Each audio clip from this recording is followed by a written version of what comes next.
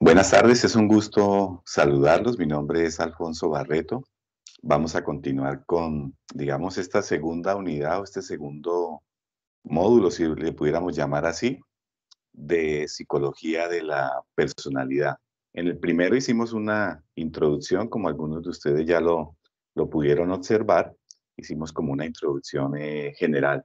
Vamos a seguir entonces avanzando unidad tras unidad, de mano pues, de algunos autores importantes y específicos, teóricos importantes de la personalidad, de tal manera que vayamos, digamos, adquiriendo toda esa complejidad que el tema tiene, pero también esa fascinación que despierta dentro del campo de la psicología. Entonces hoy miraríamos algunas bases, como ustedes ven allí, entonces, del estudio científico de de la personalidad. Ok, ahí lo tenemos, muy bien. Y entonces, ¿cómo los psicólogos, cómo los investigadores precisamente investigan, indagan sobre la personalidad? ¿Cierto? Como ustedes pueden ver allí y recordando un poco, la personalidad es un constructo, ¿recuerdan? Y habíamos visto que como constructo implica una serie de procesos, implica la cultura que tiene el individuo, implica su capacidad intelectual, va a englobar también de pronto sus rasgos, algunos atributos. Es una suma, ¿no? Es un complejo que integra al individuo. Habíamos visto también cómo había que diferenciar conceptualmente del carácter y del temperamento, como lo habíamos explicado, compartido allí en esa presentación. Entonces, dos aspectos inicialmente de los cuales los teóricos se acercan al estudio de la personalidad. Uno tiene que ver con la introspección, ¿cierto? Como la capacidad de reflexionar que tiene el individuo sobre sí mismo, la capacidad que tiene de intentar poder mirar hacia adentro. Ustedes saben que este método introspectivo, tanto a nivel de psicología experimental como a nivel de psicología de la personalidad, pues fue pionero en los estudios, ¿no?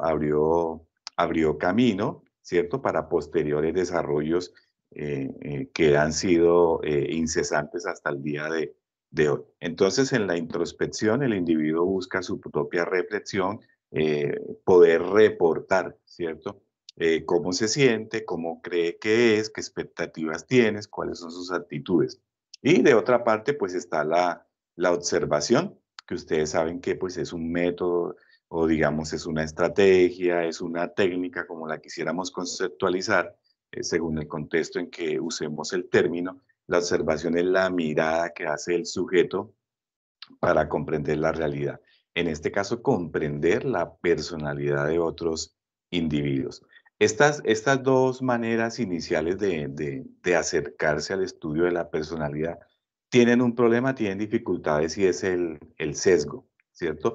Por ejemplo, a nivel de introspección, obviamente nos es muy difícil, ¿cierto? Le es muy difícil al individuo dar cuenta de sí mismo de una manera perfecta. De hecho, los seres humanos nos vivimos conociendo en condiciones normales de mejoramiento continuo, ¿cierto? Esa es la otra variable. No nos conocemos a plenitud. Cada día vamos de pronto descubriendo cosas de nosotros y de los demás. Entonces, la introspección tiene un poquito, digamos, no un poquito, es una dificultad el propio sesgo. No puede ser uno neutral consigo mismo, con los demás, en lo que uno reporta. En la observación, pues también se encuentra su dificultad de carácter metodológico y epistemológico, porque una sola mirada no va a bastar, ¿cierto?, para que podamos explicar el comportamiento de un individuo. La observación de la realidad es un proceso prácticamente también de toda la vida, de estar observando, ¿cierto?, la misma realidad, el mismo comportamiento para ver qué se descubre cada vez. Pero son métodos que pues se siguen usando. Por ejemplo, un paciente en consultoría, en asesoría, obviamente a través de la introspección él puede dar cuenta de ciertas experiencias o vivencias que ha tenido y eso también es valioso. ¿sí? Y asimismo la observación que nosotros como psicoterapeutas pudiésemos hacer también de la expresión corporal, de su lenguaje gestual, pues también va a ser importante, ¿sí? Sino que, digamos, no tienen como una validez tan científica, por decirlo así, no nos dan como una garantía de que pudiéramos como a aprender eso que llamamos personalidad. ¿Ok?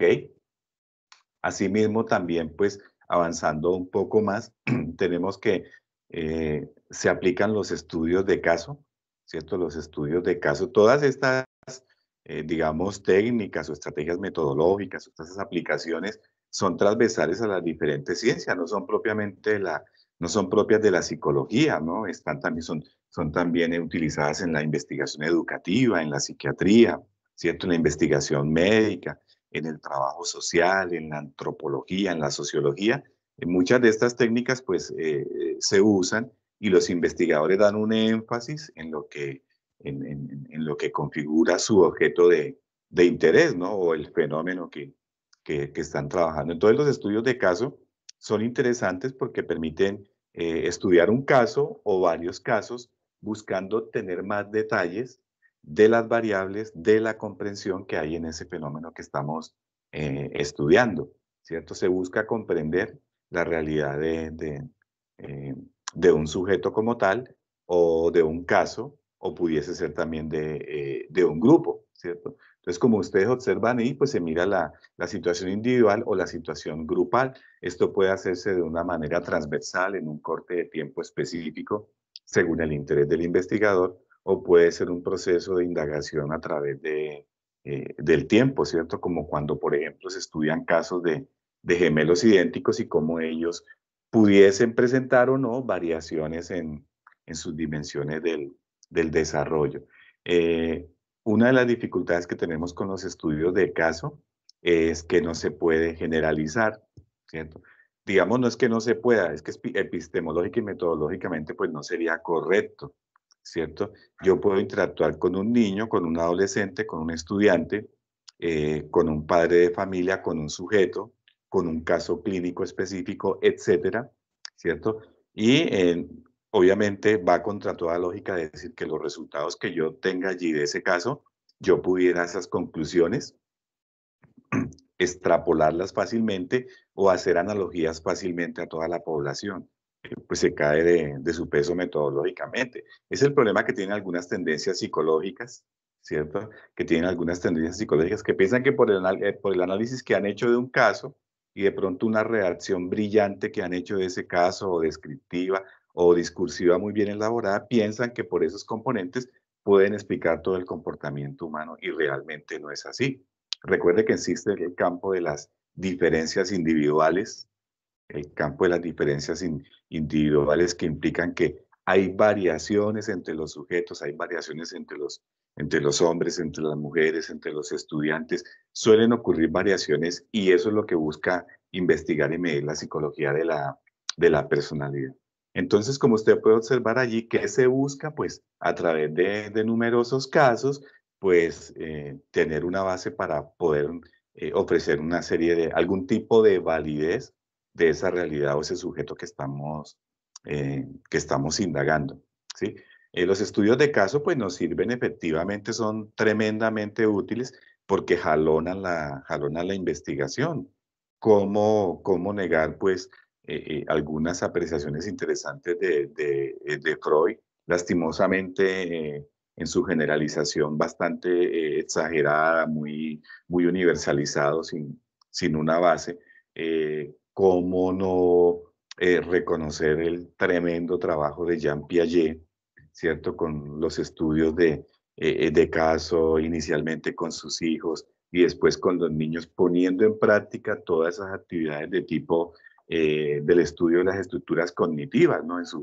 En su teoría de las etapas del desarrollo cognitivo, etcétera, etcétera. Entonces, importante tenerlo en cuenta, pero los estudios de caso no son muy válidos para que podamos generalizar, ¿vale? Para que podamos ampliar, digamos, como esas conclusiones. Entonces, como usted lo ve aquí, la generalización es que pudiéramos esas conclusiones o apreciaciones, poderlas hacer extensivas a otro tipo de población. van a tener sesgos si lo hacemos así de manera muy, muy ligera, ¿cierto? Entonces, es como decir que el análisis, por ejemplo, del dedo índice, ¿cierto? El análisis del dedo índice me pudiera dejar explicar el análisis del dedo meñique, ¿sí ve? Hay diferenciaciones en los dos deditos, hay diferenciaciones, usando un ejemplo ahí como didáctico. No sería tan fácil yo extrapolar las características del uno al otro.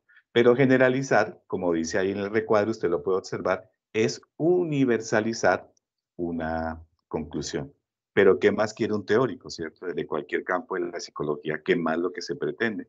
Que hacer universales esos hallazgos en aras pues, de la salud mental, en aras de la calidad de vida, de alguna serie de procesos que sean objetivos benéficos de esa investigación, ¿cierto? Que una vacuna, por ejemplo, sirva para, para todo el mundo, ¿no? Puede ser aplicada bajo ciertas condiciones eh, de manera muy benéfica y salubre para toda la población. Ok. También, ¿qué se usa? ¿Cierto? ¿Qué se suele usar? Las correlaciones entre variables. Bueno, usted sabe que gracias a teóricos como eh,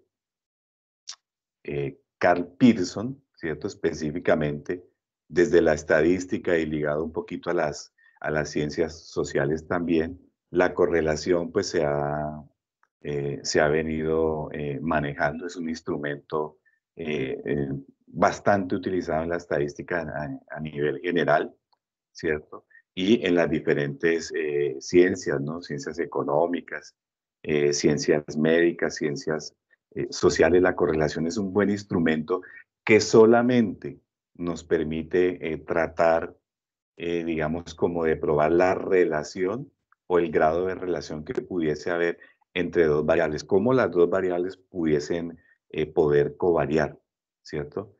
Una variable es una dimensión que es susceptible de poder tener unas gradaciones o una serie de cambios, es decir, una dimensión que tiene la capacidad de variar, ¿cierto? Por ejemplo, todos podemos padecer de estrés o algún tipo de tensión o ansiedad, ¿cierto? Pero, digamos, dentro de un continuo podríamos ubicar a unos sujetos más estresados que otros.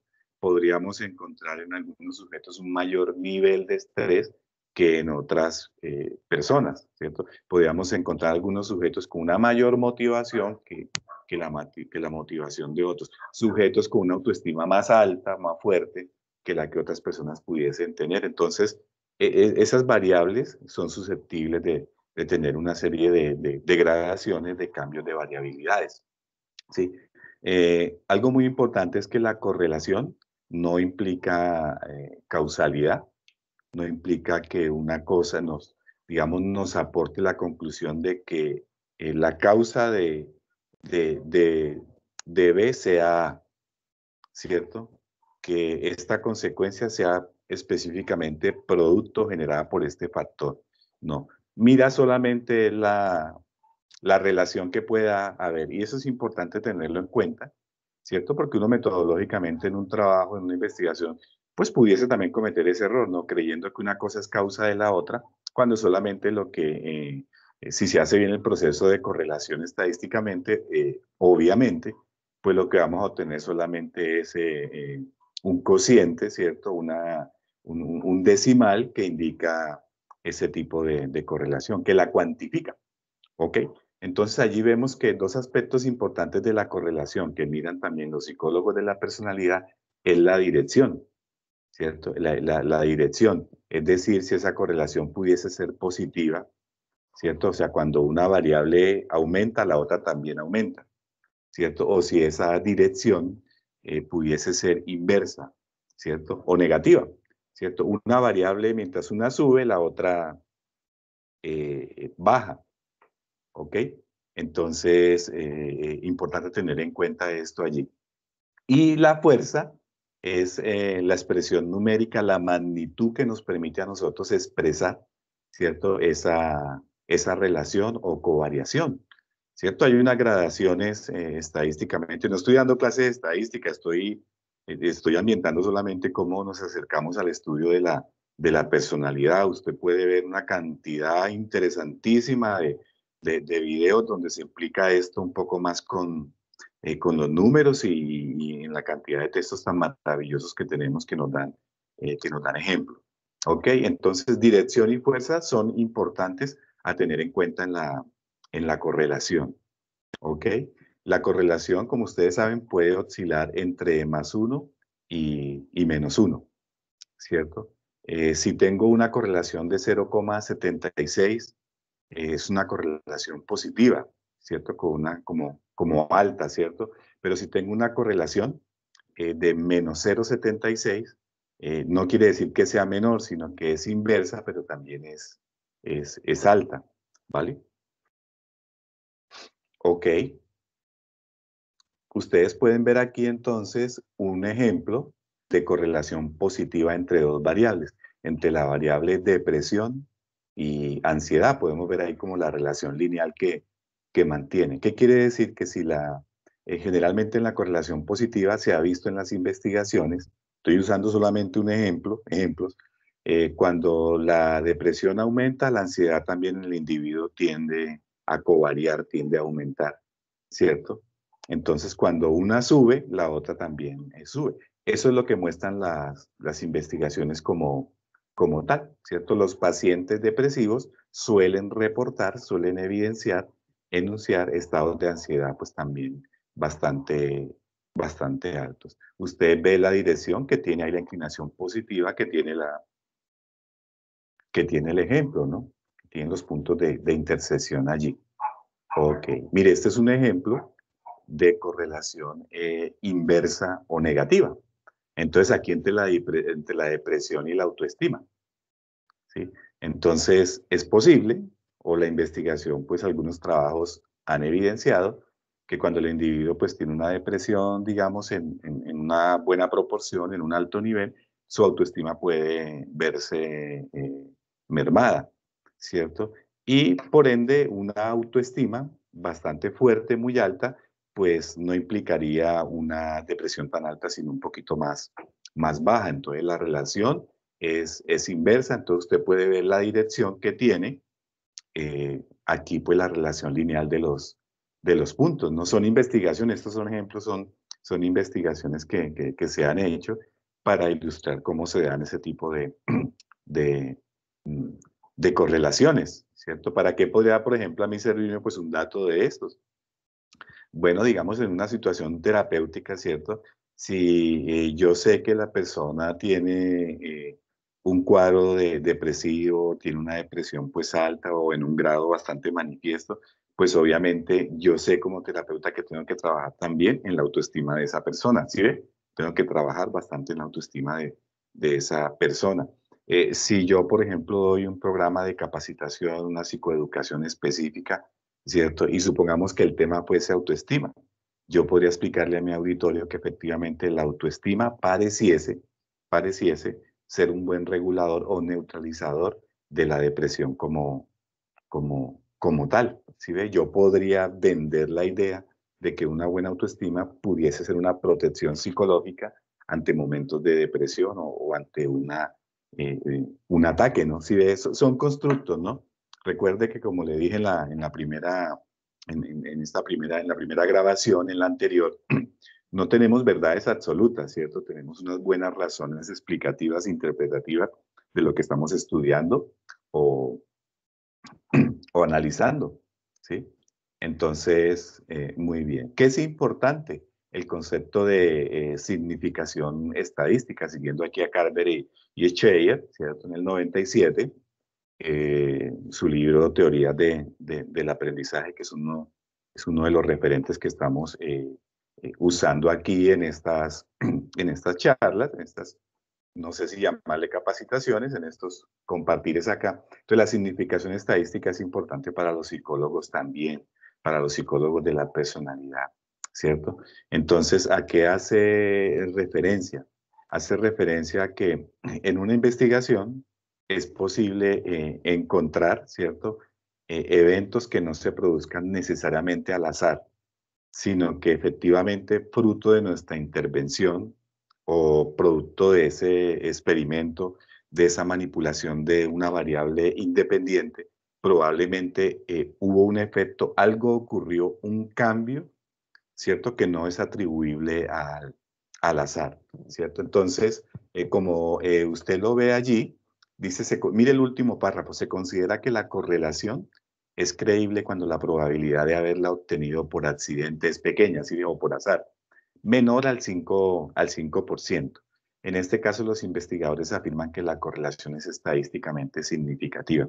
Significativo no quiere decir que la correlación sea importante, que es una interpretación errónea que solemos hacer, ¿no? Significativo es que precisamente deja precisar que hubo un cambio allí que es relevante producto de esa manipulación, ¿sí? Producto de esa intervención que se hizo allí. Por supuesto que usted en los libros de estadística pues puede examinar, ¿cierto? Esa, esas áreas ahí bajo la curva que están en esa, o en la zona de rechazo que se establece, o en la zona de, fuera de rechazo, ¿no? En la zona de aceptación. Entonces, en la zona de aceptación o rechazo, perdón. Entonces es importante que lo tengan ahí en cuenta. Recuerde que no es clase de estadística, ¿ok? Entonces, pero a nivel de investigación de psicología de la personalidad, esto es importantísimo. Muy bien. ¿Qué más tenemos allí? Entonces, los psicólogos de la personalidad y obviamente pues la generalidad de los científicos busca avanzar un poquito más allá de la correlación, más allá de pronto de encontrar esa relación entre esas dos variables, ¿cierto? Y ellos trabajan lo que tiene que ver con la causalidad, es decir, la relación que se pudiese presentar, ¿cierto? Entre la causa y el efecto. ¿Qué produce algo? ¿Qué genera que este comportamiento se dé de esta manera? ¿Por qué este comportamiento surge? ¿Ok? Entonces, allí lo que tenemos es que, por ejemplo, cuando hablamos de causalidad, hace referencia a que podamos explicar que A suceda antes de B, ¿cierto? Que antes que haya una consecuencia, hay un factor específico que incide en que esa consecuencia se genere. Mire, que siempre que suceda A, suceda B, que tengan como una concomitancia para poderla explicar. Que A y B estén próximos en el espacio y en el tiempo, ¿cierto? Que las dos variables puedan tener esa simultaneidad, ¿ok? Una dificultad que hay son las terceras variables, ¿cierto? Los autores sugieren que son las variables que en un diseño, ¿cierto? Que en un diseño de pronto experimental, en un experimento o en algún tipo de diseño metodológico, son aquellas variables que de pronto inciden en lo que está ocurriendo en el fenómeno, pero digamos, no las logramos como captar en nuestro diseño de investigación. Entonces son terceras variables que muchas veces escapan también al control de la investigación, ¿no? Y entonces, pues los investigadores deben tener eso, ¿no? Es muy fácil uno explicar que siempre se produce A por B, se produce pues estimulado por A, pero pudiesen incidir en un punto intermedio o en un contexto aparentemente de control, pudiesen incidir otro tipo eh, de variables que también se pueden asumir como causa, ¿cierto? Como causa como tal. Entonces, digamos que el principio que unifica la causalidad es que haya una uniformidad en los procesos, ¿sí? De que los procesos tengan una uniformidad, tengan una secuencia, vayan conjuntamente dados. La causalidad, pues, hace referencia a la metodología o al enfoque investigativo que es más de carácter explicativo, ¿no? Que son cuando los científicos están buscando las causas de, ¿cierto? Las causas de, por ejemplo, ahorita en la investigación sobre la pandemia que estamos viviendo en estos tiempos, ¿cierto? Han estado buscando la causa, ¿cierto? ¿Qué produjo el virus como tal? ¿Qué lo generó? ¿Qué lo transmitió? De dónde a dónde, de dónde a dónde pasa, ¿cierto? Entonces, todo eso lo hacen los científicos ahí, los investigadores. Ok. Pero también la causalidad, pues entonces cuenta con el método experimental. Allí tenemos, usted ya, pues algunos o la mayoría ya lo conocen, ustedes saben que hay una variable independiente que es la que yo voy a manipular, que yo puedo expresarla en varios niveles, que la variable dependiente es el posible efecto de esa manipulación que yo hago con la variable independiente, ¿sí? ¿Qué implica esto? Esto implica, pues, generalmente un control experimental. Yo puedo trabajar con dos grupos, ¿cierto? Con dos grupos para, no sé, tratar de probar un método de memoria, un método de estudio, ¿cierto? Y puedo inicialmente evaluar los dos grupos en una condición de aleatoriedad, ¿cierto? De manera aleatoria. Y tener una primera calificación de cómo están en lectura o cómo reportan en alguna actividad de memoria, ¿cierto? Y de manera aleatoria puedo crear esos dos grupos y a uno de los grupos solamente le voy a aplicar el nuevo método para la memoria o el nuevo método de estudio, ¿cierto? Y yo podría después a posteriori comparar, ¿cierto? Comparar si de pronto ha habido alguna incidencia en el rendimiento, en el mejoramiento de la memoria de la lectura con la manipulación que hice en uno de los grupos, ¿sí ve? En el grupo en el que manipulé pues la variable independiente. Entonces, esto está mucho más explicado en los textos. Esto es un campo grandísimo. Esta es una asignatura en algunas facultades de psicología. Esta es una asignatura de todo un semestre o dividida en 2 años, lo que tiene que ver con todo lo que es con el diseño experimental, todo lo que es análisis de datos. Entonces, es un campo muy grande. ¿Ok? Y pues también están los estudios multifactoriales, que es cuando los investigadores buscan el efecto principal de algo, ¿no? Buscan las posibles combinaciones a través de los diseños metodológicos, buscan abordar una variable de una manera más integral que dé más posibilidades de explicación del fenómeno que se está estudiando en cuestión.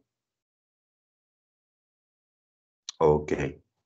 Aquí vemos entonces, siguiendo a Kreiber y Scheyer, ¿cierto? Vemos un ejemplo de uno de los textos de estos autores y entonces vemos que ahí tenemos los participantes, ¿cierto? Entonces en el bloque A tenemos los dos grupos, ¿cierto? Hemos hecho nuestros dos grupos que vamos a someter a este diseño, ¿cierto? A esta manipulación. Entonces tenemos el grupo 1 y el grupo 2, los tenemos de una manera aleatoria para garantizar cierta igualdad, ¿cierto? Cierto equilibrio, cierta equidad, cierto ajuste entre los dos grupos, que no se vea un grupo como más favorecido o un grupo más protegido, sino que haya como esa uniformidad, como esa igualdad.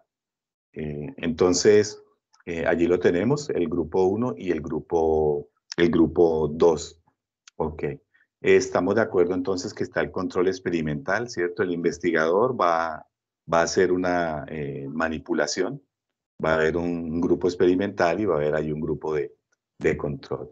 En B, usted puede notar allí que la manipulación inicialmente, pues para el grupo 1, donde voy a manipular, pues va a estar presente lo que yo voy a aplicar, ¿cierto? Sea un medicamento, una psicoeducación, un método, una práctica, etcétera. Y en mi grupo de control, pues va a haber una manipulación que está ausente, no lo voy a tocar, ¿cierto? ¿Qué me va a permitir entonces en C según la gráfica? Que después de esa aplicación voy a tener que hacer una evaluación y voy a hacer una comparación, seguramente bajo algún estadístico específico de corte paramétrico o no paramétrico, según la muestra o la normalidad o no que impliquen mis datos, pero voy a hacer una comparación según el diseño metodológico y el estadístico que voy a usar para determinar si hubo algún evento, algún cambio significativo, ¿se acuerda? Algún cambio significativo en esto. O finalmente, no hay ninguna incidencia como tal. ¿cierto? No pasó nada con el método nuevo de memoria, no pasó nada con el nuevo método de lectura. Entonces, mire tan interesante cómo esto se puede. Obviamente que es una manera en que la ciencia trata de mantener el control y la rigurosidad, ¿cierto? Pero note que eh, en estadística, dicen los grandes estadísticos y autores, no podemos hablar de que llegamos a verdades estadísticas, ¿cierto? Ellos se mueven es en probabilidades. La probabilidad de que, ¿sí ve? Entonces, importante tenerlo